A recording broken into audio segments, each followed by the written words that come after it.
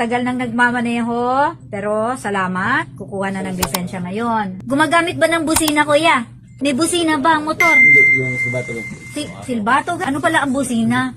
Ayaw niya ng busina, gusto niya silbato. Okay, sige, silbato tayo, kayo ng gusto mo. So, gumagamit ka ng silbato. May tanong ako sa iyo, kuya. Ito yung tanong natin. Ano ang pangunahing dahilan ng paggamit ng busina ng sasakyan?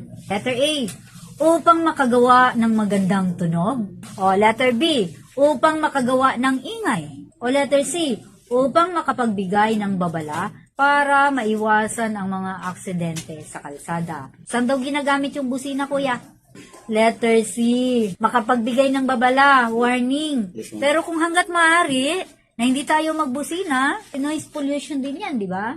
Pwede naman tayo mag-flick ng ating lights. Yun ay kung may side mirror yung nasa harapan. Minsan, yung mga motor inaalisan ng side mirror, hindi ko malaman nakakadagdag ba ng pagkapogi yan? Huwag palitan ang ating mga busina o silbato. Kailangan yung approved lang, standard. Kasi yung mga pop-up doll, kaya yan inaalis kasi hindi siya standard.